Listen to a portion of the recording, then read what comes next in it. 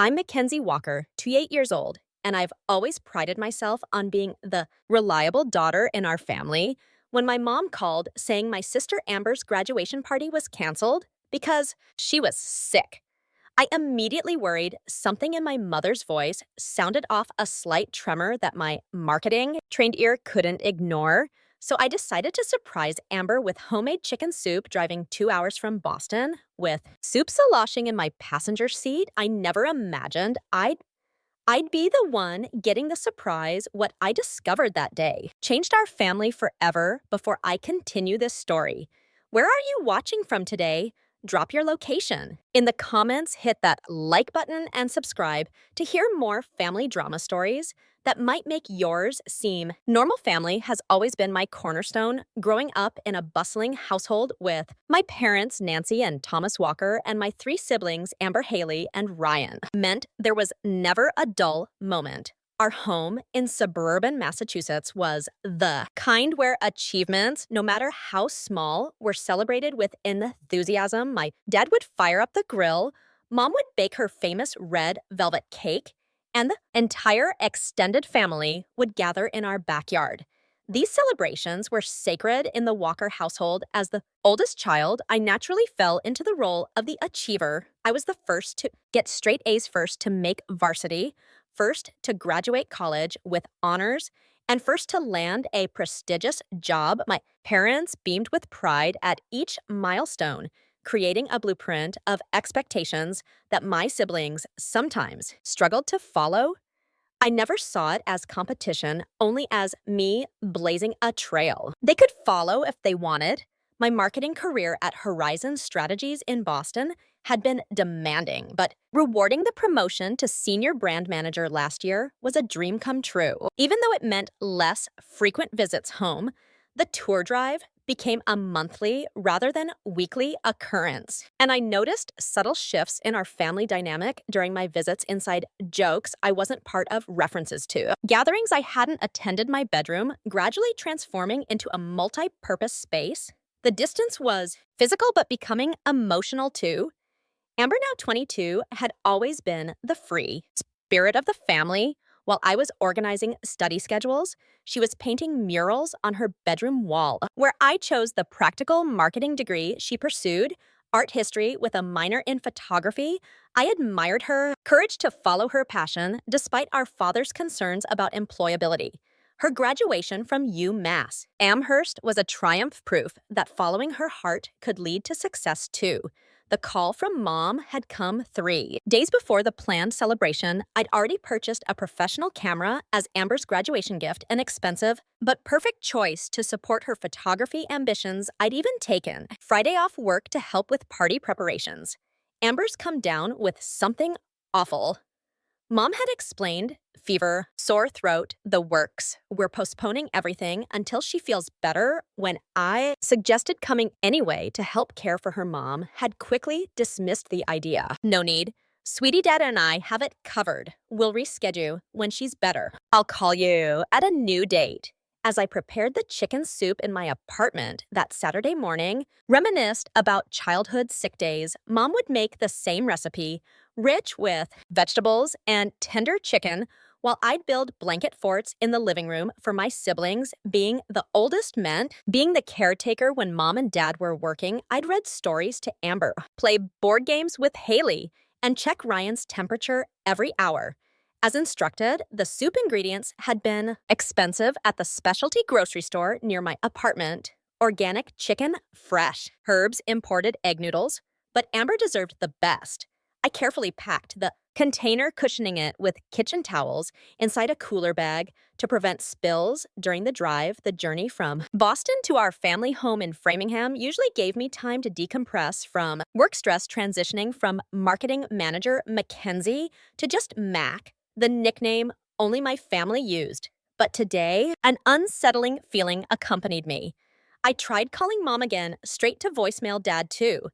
Even Haley's phone went unanswered. Only Ryan, who was studying abroad in Germany, responded to my text with a casual hope Amber feels better. Spring, a sunshine bathed the familiar streets of my childhood neighborhood. As I turned onto Cedar Lane, the knot in my stomach tightened when I spotted cars lining both sides of the street, my Aunt Catherine's SUV, my uncle, Paul's truck, my cousin Rebecca's distinctive yellow Volkswagen, and at least a dozen more vehicles belonging to family and friends. Perhaps they'd all come to support Amber through her illness. But that didn't explain the balloons tied to the mailbox, blue and gold, UMass colors that danced in the afternoon breeze. I parked a block away, the only space available, and sat for a moment gripping the steering wheel. The soup cooler sat on my passenger seat, suddenly seeming inadequate and naive. Something was very wrong, or rather, something was very right just without me. The weight of the soup cooler pulled at my shoulder as I approached our two-story colonial home.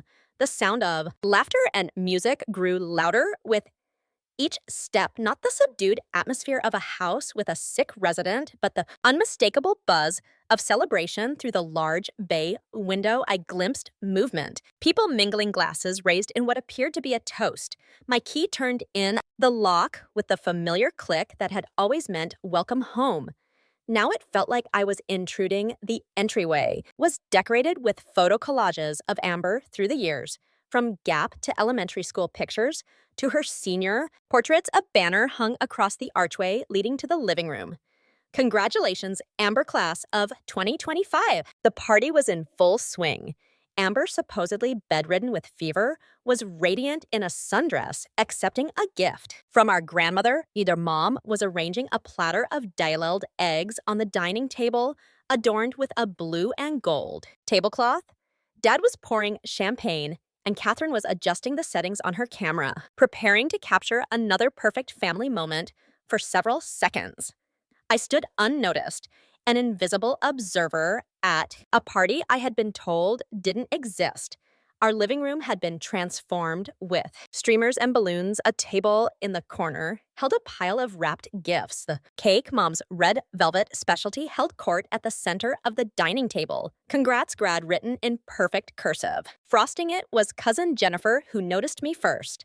Her eyes widened, champagne flute halting midway to her lips like dominoes. Awareness of my presence fell across the room as conversations halted and heads turned. Amber's smile faltered. Dad's champagne bottle froze mid-pour. Mom dropped a deviled egg. Mackenzie. Mom's voice was too bright, too surprised. What are you doing here? Sweetheart. The silence that followed her question was deafening. 30 pairs of eyes watched me, waiting for my reaction.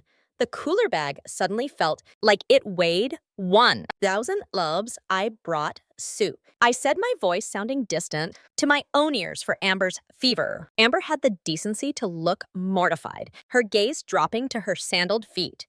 Dad busied himself with wiping non-existent spills from the champagne bottle. It was Mom who attempted damage control, approaching me with arms outstretched as though to hug me, a gesture I subtly avoided. Oh, honey, there was a change of plans. Amber recovered. So, quickly, we decided to go ahead rather than reschedule. I tried calling you this morning, but it went straight to voicemail. We assumed you were in that important meeting. You mentioned the lie was so transparent, it was almost insulting. I had mentioned no meeting. My phone showed no missed calls, and the elaborate decorations around me had clearly not been assembled that morning. Really? I managed my marketing-trained smile firmly in place. How fortunate that Amber made such a miraculous recovery, and everyone was able to attend on such short notice. A few uncomfortable glances were exchanged among relatives. Aunt Catherine murmured something to Uncle Paul, who frowned and shook his head. I distinctly heard her whispered, "I told you she shouldn't find out." The realization crashed over me like ice water. This wasn't a miscommunication. This wasn't a last-minute change of plans. This was deliberate. They had intentionally told me the party was canceled because they didn't want me there. Amber stepped forward, her voice small. I'm really glad you came after all. The insincerity was palpable. No one was glad I had come. I had disrupted their perfect party, the one they had carefully planned to exclude me from Would you like some champagne? Dad offered, clearly desperate to normalize the situation we're just about to do toasts. I need to use the bathroom, I said, placing the soup cooler on the entry table. Excuse me? As I walked through the crowd, relatives parted like the Red Sea, offering tight smiles and awkward hells. I caught fragments of whispered conversations. Thought she was working? Nancy said. She wouldn't come. Always so intense, the bathroom had been my refuge during childhood family gatherings. When the noise and chaos became overwhelming now, I locked the door behind me and leaned against it, trying to study my breathing. The face in the mirror looked composed, but my eyes betrayed the hurt churning inside. My phone buzzed with a text from Haley, are you okay? I'm so sorry. Sorry that I found out, or sorry that they had excluded me in the first place as I splashed cold water on my face.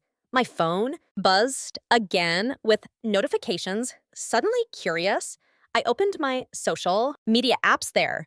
It was evidence that this deception went deeper than a single party. Instagram stories from Haley showed family dinners from weekends I'd been told everyone was busy. Facebook posts from mom revealed a Christmas cookie baking day I'd never heard about. Even Ryan from Germany had been looped in via video calls to gatherings I knew nothing about. The bathroom suddenly felt suffocating. I needed answers. I needed to understand why my family, the people I loved most in the world, had decided I was someone they wanted to celebrate. Without, my hands trembled slightly as I scrolled through more social media posts, each one a fresh paper cut to my heart. But it was the notification of a text from Amber that truly unraveled me. When I opened it, I realized she had accidentally sent me a message meant for the family group chat, a group I was evidently not part of. Is Max still in the bathroom? What do we do now? Curious and increasingly hurt, I searched my phone for any group conversations and found nothing with my entire family included. On a hunch, I opened my mother's phone, which she had left charging in the bathroom, using the passcode that hadn't changed since I was in high school, 1987. The year she and Dad got married there. It was Walker family with a heart emoji, everyone included except me. I scrolled up hands, shaking 2 weeks ago, Mom. Remember, everyone. As far as Mackenzie knows, we're postponing Amber's graduation party because of illness. Dad, I don't feel right about this, Amber. It's just one day, Dad. One celebration without walking on eggshells. Haley Max is going to find out eventually. Aunt Catherine, Nancy Thomas.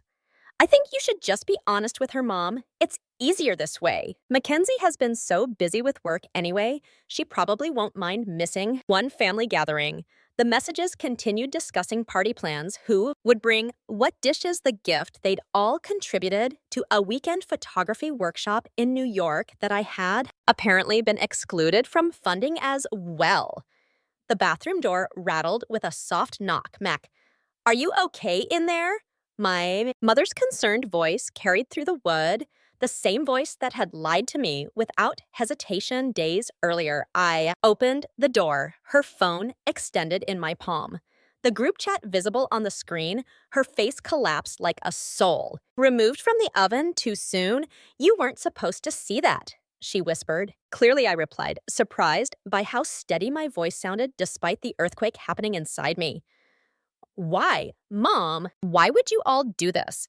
She guided me to her bedroom across the hall, away from the party that had resumed its cheerful hum.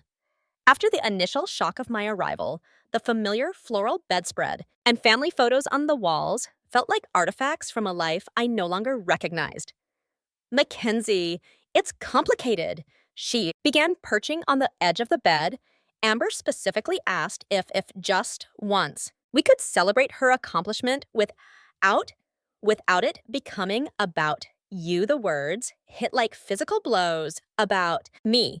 How would Amber's graduation become about me? Mom's hands twisted in her lap. You have to understand, sweetheart, when you're in a room, you take up all the oxygen. Not intentionally, I know that, but you have such a strong personality. You ask Amber about her job prospects. You question her choices. You give unsolicited advice. We love how passionate and driven you are, but sometimes, especially at celebrations, I ruin things. I finished flatly. No, no, that's not what I'm saying. But her eyes told a different story. It's just that your siblings have always felt they live. In your shadow, you are always so accomplished, so perfect. When you attend family functions, you dominate conversations, you correct people, you turn simple discussions into debates. We're all a little intimidated by you. The door opened and my father entered. His tall frame stooped with the burden of the situation. I heard you found out. He said unnecessarily, I wanted to tell you the truth from the beginning, but you didn't. I pointed out. He sighed heavily. No, I didn't. I'm sorry, Mac. Dad says I intimidate everyone with my perfectionism. I said to Mom, is that true? She nodded slowly. You're very critical, honey, of yourself and others. We never know if what we're doing meets your standards. So instead of talking to me about this, you all decided to just exclude me, create a separate family group without me, lie to me. The silence was answer enough. Can I talk to Amber, Mom, and Dad? Exchanged glances. She's pretty upset right now, Dad said, finding out you discovered our plan has kind of ruined her party. The irony was almost too much to bear. Even now, my feelings were secondary to maintaining the celebration. I'd been deliberately excluded from I see, I said. Standing up, well, I wouldn't want to ruin things any further. Mackenzie, please don't leave like this, Mom pleaded. Stay, have some cake, open a dialogue with your sister. But Amber appeared in the doorway. Her graduation cap now perched on her dark curls, eyes rained. It's fine. If she leaves, Mom, that's why we didn't invite her in the first place, Amber, Dad admonished. No, let her speak, I said, surprisingly calm. Despite the vice grip of pain around my heart, I want to hear the truth. Amber crossed her arms, her posture defensive. The truth is that she wanted one day, just one day, where I didn't feel like I was being evaluated and found wanting, where people celebrated my accomplishment without hearing about how you graduated with honors, or how you had 3 job offers right out of college, where I could show my photography without you suggesting improvements, where I could just be Amber, not Mackenzie's little sister who chose the impractical degree. Each word was a revelation. Had I really been so blind to how my sister saw me? Had my attempts to help and support been received as criticism and competition? I never meant to make you feel that way. I said softly, I know. Amber replied, her voice gentler now. That almost makes it worse. You don't even realize you're doing it. With perfect timing, Haley appeared behind Amber. The natives are getting restless out there, she said, then noticed the tension. Oh, family meeting. Without me, apparently, I'm the only one who gets excluded from family meetings. I said, unable to keep the bitterness from my voice. Haley at least had the grace to look ashamed. Asa? I voted to tell you the truth, she offered weakly. But you still participated in the lie I pointed out. All of you did the weight of betrayal pressed down on me from all sides. The people I trusted most in the world had conspired to exclude me, had created a shadow family that functioned without me, had told me I was too much, too intense, too perfect, too critical. I think I need some air. I managed, moving toward the door. Mackenzie, please. Mom reached for my arm. Let's talk this through. I gently removed her hand. I've heard enough for now. As I walked through the party toward the front door, relatives pretended not to watch. Some looked guilty, others curious. A few even seemed satisfied that the family drama they'd anticipated was unfolding on schedule. I retrieved my soup cooler from the entry table, the organic chicken and imported noodles. Now a ridiculous gesture of care for someone who hadn't even been sick. The irony wasn't lost on me. you're leaving?" Jennifer asked as I passed her, "but they're about to cut the cake." "I wasn't invited in the first place," I replied, not. Breaking stride, enjoy the party. The spring sunshine felt mockingly cheerful. As I walked to my car, the sounds of the party already resuming behind me. Someone had turned the music up perhaps to cover the tension of my departure. My phone began buzzing with texts from Mom, from Dad, from Haley. None from Amber. I placed the soup cooler on the passenger seat, put on my sunglasses to hide the tears gathering in my eyes, and drove away from the home that had suddenly become foreign territory. The familiar streets of my childhood neighborhood blurred through my tears as I drove aimlessly, eventually finding myself at Callahan State Park, where I'd spent countless summer days as a child. I parked near the pond and sat motionless, hands still gripping the steering wheel, trying to process the emotional tsunami that had just crashed through my life. My phone continued its relentless buzzing. A glance showed 15 messages and 7 missed calls from various family members, everyone except Amber. I silenced it and tossed it onto the passenger seat next to the ridiculous soup cooler. The afternoon sun dappled through the trees. As I finally left the car and wandered to a secluded bench overlooking the water, this very spot had witnessed so many Walker family picnics, birthday celebrations, and 4th of July gatherings. Now it felt like neutral territory where I could lick my wounds in private. The revelations kept hitting me in waves. I was too critical. I dominated conversations. I made everything about myself. I intimidated my family. I cast a shadow. My siblings couldn't escape. These weren't accusations from enemies, but testimonials from the people who supposedly loved me most. Had I really been so blind? I thought back to Amber's high school graduation 4 years ago. I'd been so proud when she announced her acceptance to UMass with a scholarship. Had I overshadowed that moment? When I mentioned the alumni networking events I could connect her with, when I'd suggested courses that would complement her art history major with more practical skills, a memory surfaced of Thanksgiving 2 years ago. I'd corrected Dad's retelling of a historical fact during dinner.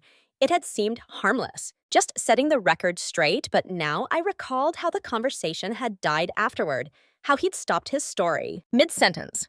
Then there was Haley's 25th birthday last year. I'd helped Mom plan it, taking charge of decorations and activities. I thought I was being helpful, but had I actually hijacked the celebration?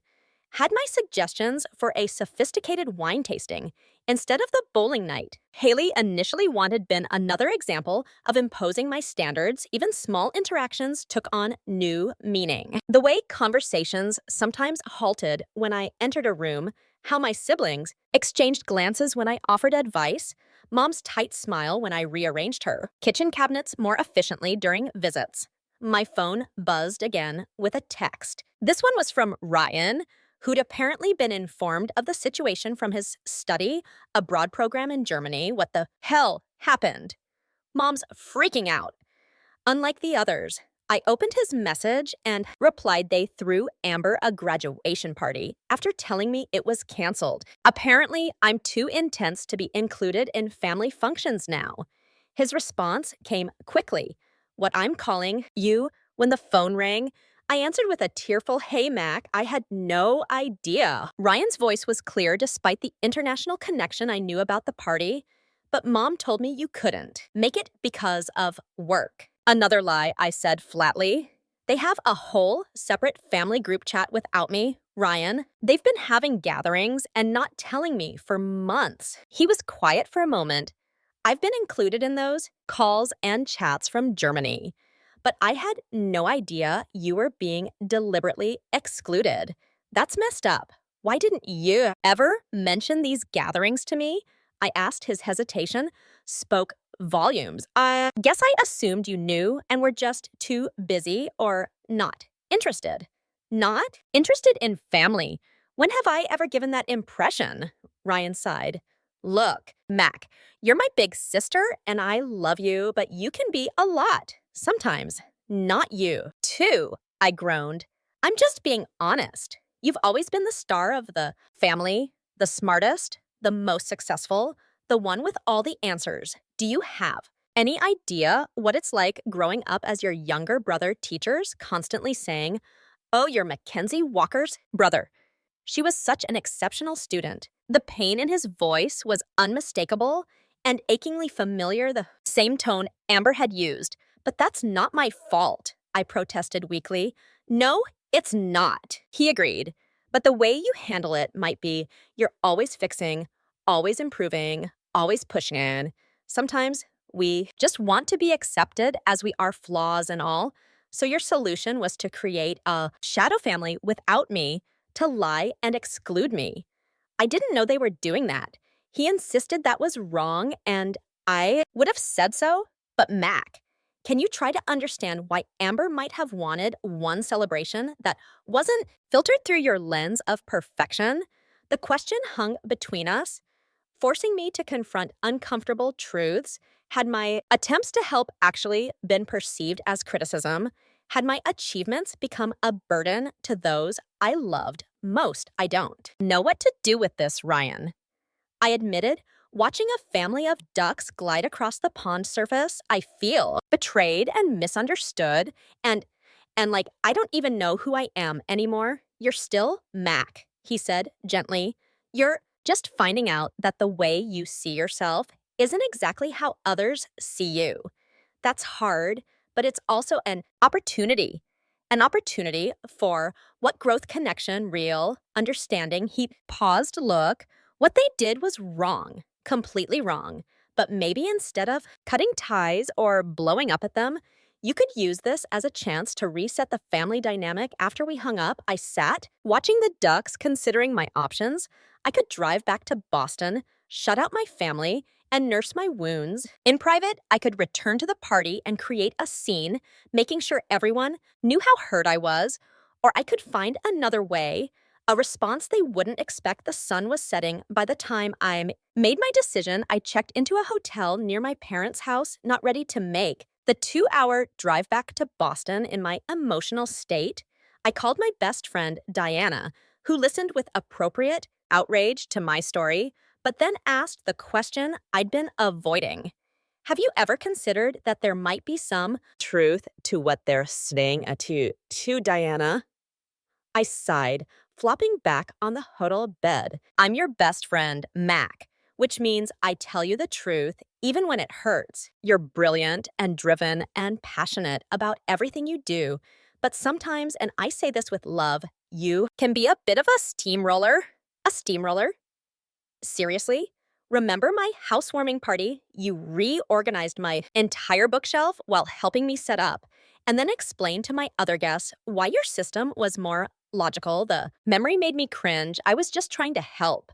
I know you're always trying to help, but sometimes help isn't what people want. Sometimes they just want presents without improvement suggestions. After hanging up, I spent hours researching family psychology and communication patterns on my laptop, articles about family roles, about eldest child syndrome, about perfectionism and its impact on relationships. I took notes, examined patterns, and gradually formed a plan. By morning, I had a strategy. One that would force honest communication without creating more damage.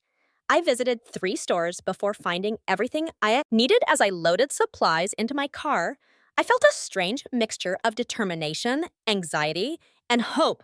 Whatever happened next would change our family dynamic forever. But maybe, just maybe, it could change it for the better. The hotel room became my war room as I spread out my purchases and organized my thoughts. Multicolored sticky notes covered the desk and part of the wall as I mapped out family patterns, key conversations, and potential outcomes. Diana had stayed on the phone with me until 2:00 a.m., helping me refine my approach and reminding me to breathe when anger or hurt threatened to derail my planning. This isn't about revenge, I reminded myself as I arranged art supplies and communication exercises I'd printed from psychology websites. This is about healing, but I'd be lying if I said there wasn't a small part of me that relished the thought of their surprise when I returned calm and prepared rather than broken or furious. They thought they knew me so well, had me so neatly categorized as the perfectionist, the steamroller, the intensity. They needed a break from they had no idea what was coming. My phone had finally stopped its constant buzzing around midnight. The last message had been from Mom. Please let us know you're safe. We're worried about you. I'd responded with a simple, I'm safe. I'll see you tomorrow morning at 9:00 a.m. Please make sure everyone is there. Her immediate reply, of course, anything you need, carried the desperate relief of someone who'd expected much worse as morning approached. I showered and dressed carefully in casual clothes, jeans and a soft blue sweater. Nothing like the polished business attire my family associated with me. I wanted to be comfortable for what would likely be an emotionally exhausting day, but I also wanted to visually signal that this was a different Mackenzie than they were used to at the supermarket. I filled my cart with breakfast ingredients: eggs, bacon, fresh fruit bread for toasting, orange juice, and good coffee. If we were going to have an intense family therapy session, we might as well be well fed. The cashier chatted cheerfully as she rang up my items' big family breakfast. Something like that, I replied. More of a family intervention, actually. She looked startled, then laughed. Assuming I was joking, well, bacon makes everything. Better, let's hope so, I murmured, swiping my credit card as I drove the familiar route to my parents' house. I rehearsed what I would say, trying to find words that expressed my hurt without attacking, that acknowledged their perspective while standing up for myself. The communication books I'd skimmed emphasized I statements rather than accusations, active listening, and creating safe spaces for honest dialogue. It all sounded good in theory, but these weren't strangers or colleagues. They were the people who had known me my entire life and had still decided I wasn't someone they wanted at their celebration. The wound was deep and personal in a way that I feel hurt when statements seemed inadequate to address. The street was quiet as I pulled up to the house at precisely 9:00 a.m. Only the family cars remained in the driveway. The party guests long gone.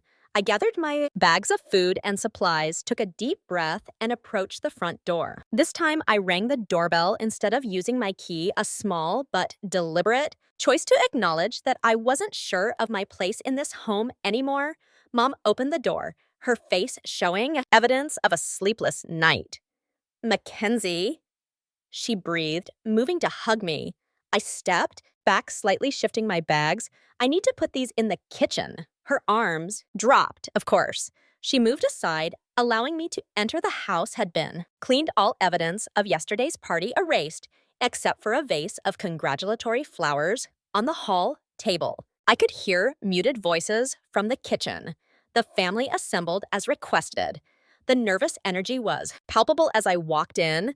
Dad sat at the kitchen table, a cup of coffee cooling. Untouched before him, Amber occupied a stool at the counter, eyes red-med, and Puffy Haley leaned against the refrigerator, arms crossed defensively. They all looked up as I entered, conversations halting mid-sentence. Good morning, I said, my voice steady as I placed my bags on the counter I brought. Breakfast, they exchanged confused glances, clearly having expected either thorough confrontation or a tearful reconciliation attempt, not grocery bags, and my carefully neutral tone. We need to talk about yesterday, Dad began. We will, I assured him, unpacking eggs and bacon. But first, we're going to eat, then we're going to do something important together. What are we doing? Haley asked. Cautiously, I pulled out the art supplies, communication worksheets, and family therapy exercises I'd printed. We're going to have an honest conversation, maybe for the first time ever. Their expressions ranged from skepticism to apprehension to, in Amber's case, something that looked almost like relief. I need all of you to promise me something. I continued meeting each pair of eyes directly for the next few hours. We will be completely honest with each other. No holding back to spare feelings. No walking away when it gets difficult. No deflecting with humor or changing the subject. Can you do that? The silence stretched uncomfortably before Dad finally nodded yes. We can do that. One by one, the others agreed. We worked together to prepare breakfast. A strange, silent dance of passing utensils and ingredients, the familiar routine of cooking offered a temporary reprieve. From the tension, a neutral activity to occupy our hands while our minds raced with unspoken thoughts as we sat down to eat. I placed a stack of colored index cards in the center of the table. We're going to start simple. I explained after breakfast, each of us will write down 3 things, something we appreciate about each family member, something that frustrates us about them, and something we've never told them but think they should know. Is this really necessary? Amber asked, pushing eggs around her plate. Can't we just talk? We've tried just talking for 28 years. Pointed out it's led us here to secret family chats and excluded members as a sim. Sa think we need a new approach. She had no response to that as we ate. I shared what I'd learned during my night of research about family systems, about how roles become entrenched, about how the stories we tell ourselves about who we are in a family often prevent us from truly seeing each other. I've always thought of myself as the supportive big sister. I admitted the achiever who was blazing a trail for all of you. It never occurred to me that you might see me as critical or overwhelming. I paused, vulnerable in my honesty. That's partly why yesterday hurt so much. It wasn't just being excluded. It was realizing that the story I've been telling myself about my place in this family is completely different from how you all see me. Mom reached across the table and squeezed my hand. We love you, Mackenzie. That's never been Question love isn't enough, I replied gently, not if we can't be honest with each other. Not if some of you feel you need protection from me. We finished eating in thoughtful silence. As I gathered the plates, I felt a strange sense of calm. Whatever happened next would be difficult, possibly painful, but necessary. The family that emerged from this day would either be stronger for its honesty or would at least know where it stood. I distributed the index cards and pens, then set a timer on my phone. 28 minutes complete honesty. Let's see what we discover about each other. The kitchen table had been cleared of breakfast dishes and now displayed a colorful array of art supplies, markers, colored pencils, construction paper, and modeling clay. My family eyed these materials with confusion as I laid out the communication worksheets I'd prepared. This is your surprise? Haley asked, picking up a purple marker with skepticism. Arts and crafts, not exactly, me, so, replied, taking my seat at the head of the table, a position I'd never occupied. In our family gatherings, the surprise is that instead of the dramatic exit or angry confrontation you were expecting, we're going to spend today doing something that should have happened years ago. I've placed the stack of completed index cards in the center of the table during our 20 minutes of writing. The kitchen had been silent except for the scratch of pens against paper. Now, those cards held truths we'd never spoken aloud, appreciations, frustrations, and secrets we'd kept from each other. I'd like to start by acknowledging what happened yesterday. I said, my voice steady despite the emotions churning beneath the surface. I discovered that my family has been deliberately excluding me from gatherings, created a separate group chat without me, and lied about Amber's graduation party specifically to keep me away. Mom shifted uncomfortably. Dad stared at his hands. Amber bit her lip. Those are the facts, I continued. Now I want to understand why not with accusations or defensiveness, but with genuine curiosity, because something is broken in how we relate to each other, and we can either fix it together or accept that our family will never be what I thought it was. I picked up the first worksheet, a simple family mapping exercise. Let's start by drawing how we each see our family structure, who holds power, who supports whom, how do we communicate? Draw it, however, makes sense to you. For 10 minutes, we worked silently. My diagram showed me somewhat separated from the core family circle, reaching in with multiple hands, labeled help, advice, support, all well-intentioned connections that I now realized might have been experienced as intrusions when we shared our drawings. The revelations were immediate and powerful. Mom had drawn herself at the center, connected to everyone, but with thicker lines of communication between her and each family member than between the siblings themselves. Dad showed a more traditional hierarchy with himself and Mom at the top. Haley's depicted her and Amber huddled together with Ryan floating nearby, and me positioned above everyone else as if on a different plane. But it was Amber's drawing that brought the first tears to my eyes. She'd drawn me as the sun, large, bright, and dominant, with the rest of the family as much smaller. Planets orbiting at a distance, their features partially in shadow. Is that really how you see me? I asked softly. Amber nodded, not meeting my eyes. You've always been so bright, so sure of yourself and your omnins. The rest of us are just trying not to get burned. The metaphor hit hard. I'd never thought of my confidence and drive as something that cast others in shadow or held them at a distance. Let's move to the appreciation cards. I suggested, needing something positive to balance the weight of this revelation. We'll each read what others wrote about us. This exercise brought smiles and a lightening of the atmosphere, learning that Dad appreciated my fearless approach to challenges and that Haley admired how I always stand up for what I believe in, helped soothe some of the hurt. Even Amber had written that she respected my work ethic and wished she had my confidence. But the real breakthrough came with the frustration cards. As we took turns reading what frustrated others about us, patterns emerged that none of us had fully recognized. It frustrates me that Mackenzie treats every conversation like a debate to be one. I read from Dad's card about me. It frustrates me that Mackenzie always has to improve everything instead of just enjoying the moment. Came from Haley and from Amber. It frustrates me that Mackenzie never just listens without offering solutions. The consistency was undeniable in their eyes. I wasn't just passionate and driven, I was overwhelming and relentless in my pursuit of improvement, of optimization, of perfection. But they weren't exempt from patterns either. Each of them received feedback about conflict, avoidance about talking about people, instead of to them about passive-aggressive behaviors that prevented direct communication. And Mom, I read from my card about her. It frustrates me that you manage family relationships by controlling information, telling different things to different people to avoid conflict instead of bringing issues into the open. She flinched, but nodded in acknowledgement. That's fair. As the morning progressed, we moved through the exercises I'd prepared.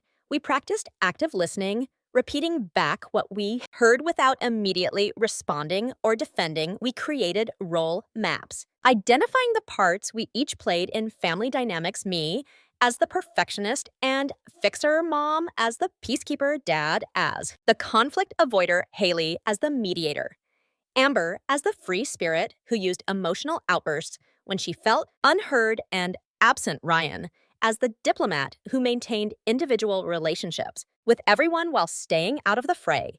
The most powerful moment came during an exercise called Speaking From the Shadows, where we each shared something we felt was unacceptable or invisible. In our family, Amber went first, her voice small but determined. I've spent my entire life feeling like a pale imitation of Mackenzie. No matter what, accomplish it never seems quite enough compared to her. When I decided to study art history, Dad asked 3 times if I was sure about my job prospects. When Mac chose marketing, everyone just nodded like it was exactly right. I wanted one celebration, just one, where I didn't feel like I was being measured against her accomplishments. Her honesty opened the floodgates. Dad admitted feeling intellectually intimidated by me since I was in high school, afraid of being corrected or appearing uninformed. Mom confessed that she sometimes avoided telling me about family problems because my solutions, while practical, rarely accounted for people's emotions. Haley revealed that she'd changed her college major 3 times, partly because she was trying to find something that would be her domain distinct from my achievements. When my turn came, I took a deep breath. I've always felt like the family workhorse, valued for what I contribute, for solving problems, for achieving milestones, but not necessarily for who I am. I drove myself to excel because that seemed to be my role, my value. And now I learned that the very things I thought made me useful to this family are the things that make you want to exclude me. The tears I'd been holding back finally spilled over. Do you have any idea how much it hurts to discover that your family has a separate life without you? That they actively create events where you're not welcome? That the people you love most in the world find you so overwhelming? They need breaks from your presence? No one spoke, but Mom reached for my hand across the table. This time and didn't pull away. I'm not perfect. I continued wiping my eyes. I'm driven and intense.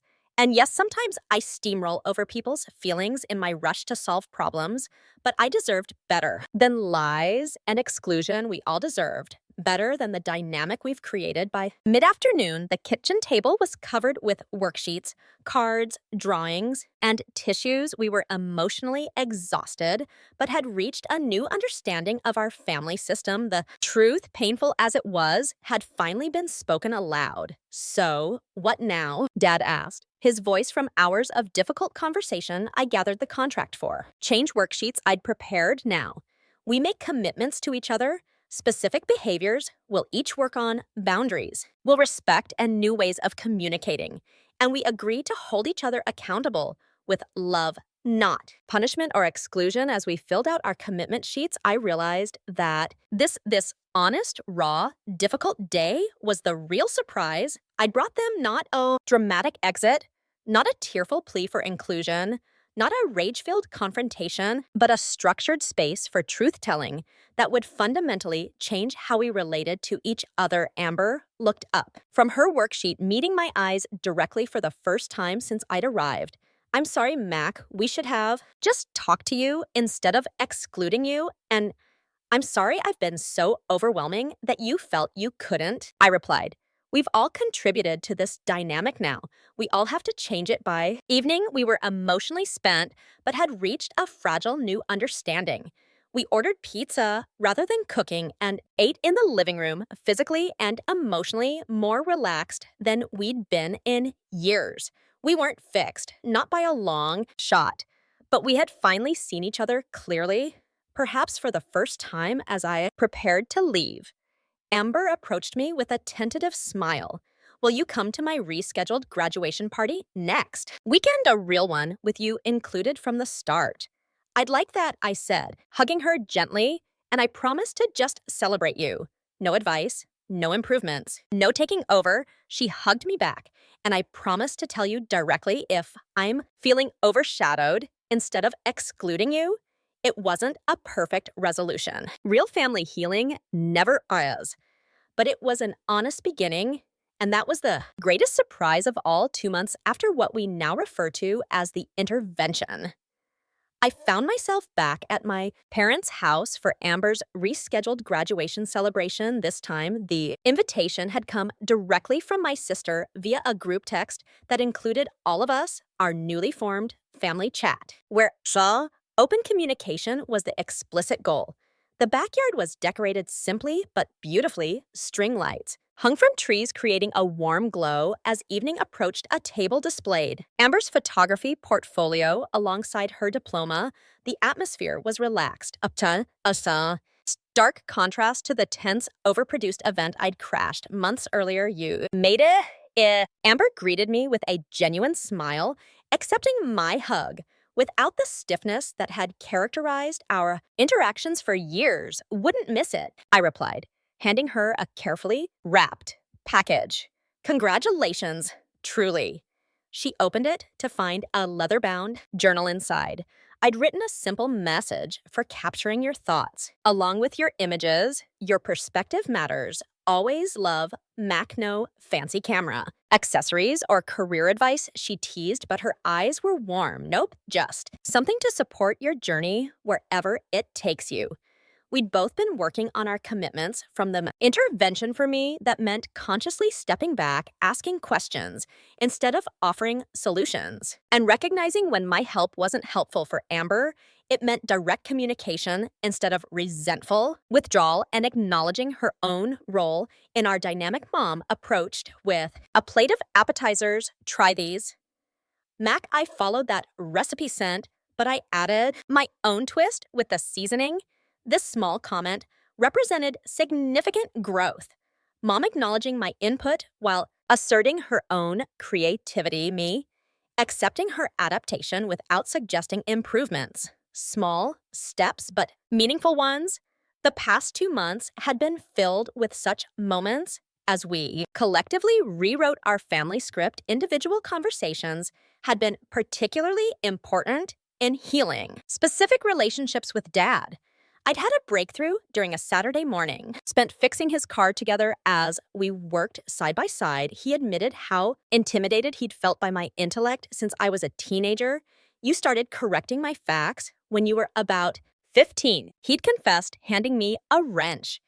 Do you know how strange it is to have your child become more knowledgeable than you? I was proud, but also, I don't know, diminished somehow. I never meant to. Diminish you, I'd replied, understanding for the first time how my constant corrections had affected him. I think I was just trying to impress you. The irony hadn't been lost on either of us. Me trying to earn approval through intellectual dominance while he interpreted it as criticism. We'd both laughed, and something long knotted between us had begun to loosen. With Haley, healing had come through. Vulnerability during a sister's lunch. I'd finally asked about the college major changes she'd mentioned during this intervention. I really switched because of you. I'd asked, pained by the thought. She'd considered carefully before answering, not because of you exactly, because of who I felt I needed to be around you. You have such strong opinions, Mac. When I chose business administration, you immediately sent me articles about which concentrations had the best job prospects. When I switched to communications, you connected me with your colleague for guidance. You were trying to help, but it felt like you didn't trust me to figure things out myself. That conversation had led to a new agreement between us. She would ask directly for my input when she wanted it, and I would offer support without direction unless specifically requested. Even Ryan, returning from Germany, had been incorporated into our healing process through video calls, and his own visit last month as the family diplomat. He'd had valuable insights into how we all contributed to our dysfunctional patterns. Now watching my family move around the backyard, Mom chatting with neighbor's dad, grilling with uncharacteristic relaxation. Haley and Ryan setting up a projector for a slideshow of Amber's college photos. I felt a profound sense of change. We weren't perfect, and we still occasionally slipped into old patterns, but we were consciously creating something healthier. Amber approached with 2 glasses of wine, offering one to me. I've been thinking about what you said during the intervention about feeling valued for what you do rather than who you are. I accepted the glass. With a nod, it's been my pattern for so long. I'm still learning to just exist without constantly producing or improving things. I get that now, she said. Gazing at her photography display after graduation, everyone kept asking about job applications and career plans. It was suffocating. For the first time, I understood a little bit of what it must be like to be you, having everyone's expectations on your shoulders. The comparison surprised me. I never thought you'd see any parallels between us. She laughed, me neither, but here we are. She clinked her glass against mine to being works in progress later. As we gathered around the table for dinner, I observed the subtle changes in our family dynamic. Conversations flowed more naturally with space for everyone's voice. When Dad started to dominate a discussion about politics, Mom gently redirected rather than silently building resentment. When I began offering unsolicited advice about Amber's job search, she kindly but firmly said, I'm not looking for solutions right now, just support. And I was able to step back without feeling rejected. These were small victories, but significant ones. the shadow family that had existed without. Me was gone, replaced by a more honest, more complete unit. The painful betrayal had ultimately led to something better than what we'd had before after dessert. Mom raised her glass. I'd like to propose a toast to Amber's graduation, of course, but also to new beginnings. The last few months haven't been easy, but I believe we're building a stronger family because of the hard conversations we've had. And to Mackenzie, Amber added unexpectedly for having the courage to call us out on our behavior and then create a path forward instead of just walking away. That workshop or intervention or whatever you want to call it was exactly what we needed. I felt tears prick my eyes as glasses raised in my direction. The journey from excluded family member to catalyst for change had been painful but profoundly transformative. As the evening wound down and guests departed, I found myself alone on the back porch swing with a sleepy contentment I hadn't felt in years. Amber joined me, wrapping a light blanket around our shoulders against the evening chill. "Remember when we used to sit out here during thunderstorms?" she asked. "You always explained the science behind lightning and thunder." I winced slightly. Was I insufferable even then? She nudged my shoulder. "No, actually, I love those explanations they made. Something scary feel understandable." She paused. "I think that's the difference I'm learning to see in you. There are times when your knowledge is a gift freely given and times when it's a correction that isn't needed." I wasn't good at distinguishing between them before, and I wasn't good at recognizing which one I was offering, I admitted, or considering whether either was wanted in that moment. We swung in, comfortable silence for a while, listening to the night sounds and the muted conversations still happening. Inside, "Do you think we'll slip back into old patterns?" she finally asked. "Probably." Sometimes I answered honestly, but now we have tools to recognize it and vocabulary to talk about it and hopefully enough love to be patient with each other through the process. The deep lesson of the past months had crystallized for me. True family connection requires not just love, but courage. The courage to be imperfectly seen, to acknowledge hard truths, to remain open even after betrayal. Healing isn't a single moment of reconciliation, but an ongoing practice of choosing authenticity over comfort. My family had excluded me because they couldn't handle my intensity. I had steamrolled them because I didn't recognize their experience of me. Both sides had failed each other, but both sides had also found the courage to build something better from the wreckage. As Amber and I rejoined the others inside to help clean up the contrast between this gathering and the party I'd crashed 2 months ago, couldn't have been clearer.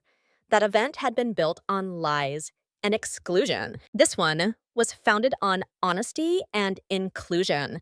Messier, perhaps less perfect, certainly, but infinitely more real. The surprise I'd given my family wasn't just the intervention itself, but the mirror it had held up to all of us, reflecting both our failures and our capacity for growth. None of us would forget it, and all of us were better for it. How about you watching this? Have you ever discovered you were excluded from something important by people you love?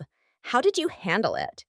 Sometimes the most painful betrayals become catalysts for necessary growth if we respond with courage rather than just anger. Share your experiences in the comments below, and don't forget to like and subscribe if this story resonated with you. Thank you for listening to my journey. And remember, even our most painful family stories can have meaningful new chapters if we're brave enough to write them together.